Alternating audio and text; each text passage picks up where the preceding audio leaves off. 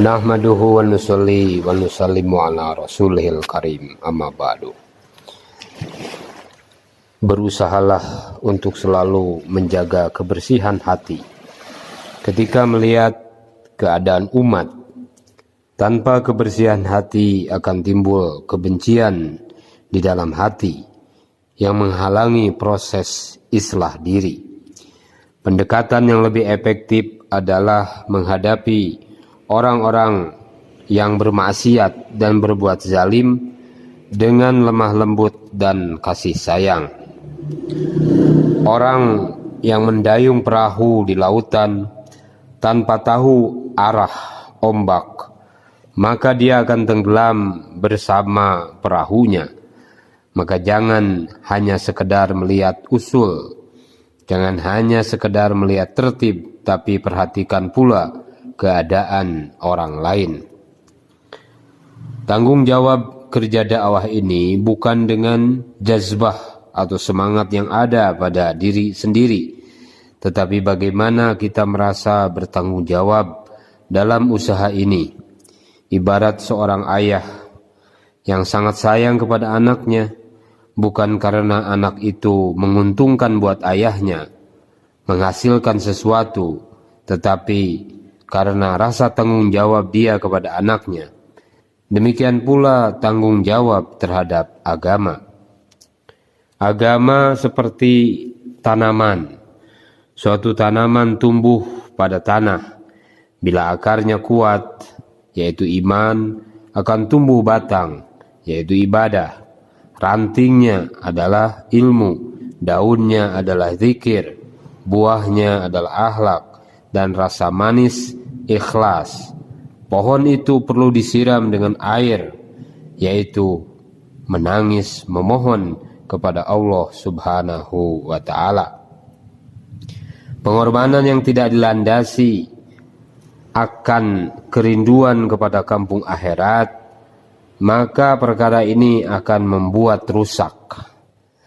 Pada umumnya perintah-perintah Allah Subhanahu wa ta'ala bertentangan dengan hawa nafsu. Mengikuti kehendak Allah Subhanahu wa ta'ala pada awalnya tidak disukai oleh hawa nafsu, tetapi pada akhirnya disukai oleh hawa nafsu. Ibarat suatu borok atau luka pada kulit, rasanya enak digaruk, ikut hawa nafsu, tapi malah bertambah parah. Apabila diobati terasa perih, bertentangan dengan hawa nafsu, tetapi proses penyembuhan lebih cepat. Pendengaran adalah pintu menuju kebaikan-kebaikan, dan pandangan mata adalah pintu menuju kemaksiatan. Gunakan waktu sebaik mungkin dengan menghindari perbuatan sia-sia. Amal manusia menjadi hakim. Jika amal manusia baik, maka Allah Subhanahu wa ta'ala akan turunkan kebaikan. Sebaliknya jika beramal buruk, maka Allah Subhanahu wa ta'ala akan merubah keadaan, merubah suasana menjadi buruk. Maka jangan salahkan pemerintahan. Hendaknya dalam setiap keadaan kita berpikir amal-amal apa yang dilakukan untuk mendatangkan keridhaan Allah Subhanahu wa ta'ala. Setiap peluang yang ada dimanfaatkan untuk dakwah kepada setiap orang. Mendaki gunung memang sulit, tetapi turun gunung adalah mudah. Demikian pula bermujahadah di jalan Allah Subhanahu wa ta'ala untuk meningkatkan iman, tetapi untuk menurunkan nilai iman dan amal mudah. Maka kita jaga dengan kerja makomi. Jika tidak dijaga, iman, pikir, kerisauan, dan amal-amal lainnya akan menurun dengan sendirinya. Seburuk apapun amal kalian, maka jangan menafikan, jangan meninggalkan ketaatan kepada Allah Subhanahu wa ta'ala. Orang yang tidak diberi taufik untuk beramal adalah orang meremehkan amal itu sendiri. Wasiat-wasiat agama dan pembicaraan kekuasaan Allah Subhanahu wa ta'ala penting diwujudkan pada setiap rumah. Ta'lim pada zaman sahabat radhiyallahu anhum dilakukan apabila ada wahyu diturunkan. Dakwah dan taklim telah dilakukan pada permulaan Islam di Makkah. Maka jangan terkesan dengan kesusahan dan kesenangan, tetapi bagaimana taat kepada Allah Subhanahu wa Ta'ala dan Rasul-Nya dalam setiap suasana dan keadaan. Bersyukur ketika menerima kenikmatan dan bersabar ketika menerima kesusahan. Inilah kejayaan. Setiap telur memiliki kulit sebagai pelindung agar telur tersebut bisa dimasak, dijual, dan agar bisa dierami menjadi seekor ayam. Demikian pula seluruh ujian-ujian ini dibutuhkan bagi seorang da'i untuk melindungi imannya agar keyakinannya bertambah kepada Allah Subhanahu wa Ta'ala, bahwa hanya Allah Subhanahu wa Ta'ala yang berkuasa untuk menghilangkan berbagai bentuk kesusahan dan kesulitan, sehingga terbentuk sifat-sifat dalam batin, sebagaimana sifat sabar akan terbukti ketika menghadapi ujian. Pada zaman sahabat radhiyallahu anhum, setiap orang yang menerima kalimah dan bersaksi dengan kalimat thayyibah menjadi terasing dalam keluarganya. Maksud kerja tabligh adalah kita mau menyampaikan dan membicarakan kehebatan Allah Subhanahu wa Ta'ala lagi dan lagi.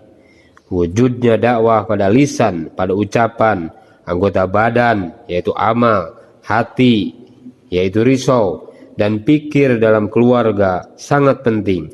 Sebagaimana keluarga Nabi Yusuf dan Nabi Ismail alaihissalam, tarbiyah berawal dalam keluarga dan pikir seluruh alam berawal dari pikir keluarga dan pikir kampung sendiri. Pengalaman manusia itu khilaf, berbeda-beda, tetapi kesan amal manusialah yang menjadi hakikat sesungguhnya. Allah Subhanahu wa Ta'ala memberikan khasiat kepada setiap benda. Ruh pada diri manusia bertugas untuk mentarbiyah jasad manusia. Dengan masih adanya ruh, tubuh manusia akan bergerak dan dapat melakukan aktivitas sehari-hari. Setiap anggota akan menjalankan fungsinya masing-masing. Kesan sehat pada perasaan hati akan menampakkan senyum, gembira, dan kesenangan lainnya. Apabila tertidur, maka kesan tersebut akan hilang, dan seluruh sifat-sifat tersebut akan hilang sama sekali ketika mati. Ruh tunduk dalam beberapa keadaan. Tidur di dunia seperti orang mati, dan bangun tidur seperti bangkit di padang mahsyar kelak. Seorang yang sakit diberi obat yang harus dimakan, obat dalam, dan yang dioleskan obat luar oleh seorang dokter. Jika tidak sembuh juga, maka sang dokter terpaksa akan membedahnya. Rasulullah SAW mengutus para sahabat radhiyallahu anhum untuk buat usaha dakwah kepada orang-orang yang berpenyakit rohani, dakwah yang disertai dengan akhlak, dakwah sebagai obat dalam dan akhlak sebagai obat luar. Jika belum sembuh juga harus diamputasi agar penyakitnya tidak berkembang. Natijah atau hasil penyakit jasmani adalah kematian, dan natijah penyakit rohani adalah neraka jahanam. Orang yang membawa penyakit rohani hingga ke akhirat akan ditanya oleh Allah Subhanahu wa Ta'ala, apakah ada orang-orang yang memberi peringatan kepada kalian ketika di dunia? Kaum-kaum terdahulu yang ingkar langsung dimusnahkan oleh Allah Subhanahu wa Ta'ala sendiri. Saat ini Allah Subhanahu wa Ta'ala tidak langsung membinasakan orang-orang yang ingkar seperti dahulu, tetapi secara berangsur-angsur. Hindari berpikir untuk memperoleh keuntungan pribadi dari orang lain, tapi berpikirlah untuk memberi manfaat kepada orang lain. Apabila memperoleh manfaat dari orang lain, hendaknya menggunakannya dengan tertib tertentu agar tidak terjerumus oleh nafsu. tidak melakukan perbuatan yang melampaui batas, membuat kerja tanpa musyawarah. Sebab hal ini menimbulkan keburukan dan berkurangnya kebaikan. Musyawarah mengenai urusan umat adalah wajib, dan musyawarah mengenai urusan pribadi dalam usaha dakwah wa tabligh adalah mustahab. Musyawarah akan melindungi diri kita dari berbagai keburukan dan kecurigaan. Kecintaan kepada harta akan menghalangi proses islah diri yang dapat menjerumuskan diri kepada kejahatan sebagai pintu pembuka berbagai kemaksiatan. Perbanyak menginfakkan harta di jalan Allah lebih utama dibandingkan membelanjakan untuk keperluan orang lain dan diri sendiri. Kurangi penggunaan harta untuk kenikmatan sesaat. Belanjakan harta sesuai perintah Allah Subhanahu wa taala dan Rasul-Nya. Tanpa melakukan hal ini, tidak ada jaminan harta akan terselamat dari fitnah. Senantiasa memposisikan diri sebagai orang baru karena belum memiliki sifat, dan sebagai orang lama dalam meluangkan waktu lebih banyak. Prinsip ini harus ditanamkan agar tumbuh sifat-sifat mulia pada diri kita. Hendaknya menempatkan diri sebagai orang yang mencari, bukan orang yang dicari. Hormati dan muliakan orang lain dengan tidak memaksa orang lain memuliakan diri kita. Ketika mendapatkan penghormatan, anggaplah diri kita tidak layak menerimanya. Menganggap penghormatan itu membahayakan karena dapat menyebabkan kesombongan. Maka jangan ada keinginan sedikit pun untuk dihormati oleh orang lain. Lihatlah keadaan diri dengan mengoreksi diri kita, mengoreksi hati kita, bahwa orang itu menghormati karena belum tahu aib kita. Seandainya mereka mengetahui, ia sama sekali tidak akan menghormati, dan anggaplah penghormatan itu ditujukan kepada usaha dakwah, bukan penghormatan pada diri pribadi kita. Kepatuhan dan ketaatan seseorang hanya karena amal soleh yang dilakukan. Orang yang tidak memiliki amal soleh tidak akan dihormati.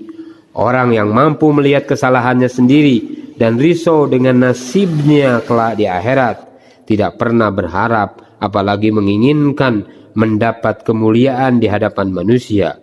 Senantiasa mengingat kematian, takut akan azab Allah Subhanahu wa taala terhadap dosa sekecil apapun yang dilakukan, dan menganggap dosa orang lain sebesar apapun akan diampuni.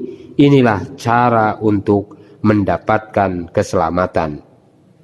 Menghadirkan tanggung jawab seluruh dunia ada pada diri kita. Beban tersebut diletakkan pada pundak kita. Mengapa saya tidak berjuang dengan penuh kesungguhan agar agama tersebar ke seluruh alam, sehingga kemungkaran lenyap dalam kehidupan umat? Hendaknya risau dan benci dengan kemungkaran yang melanda dunia, merenungkan cara memberantasnya, dan memohon kepada Allah Subhanahu wa taala agar diberi jalan keluarnya.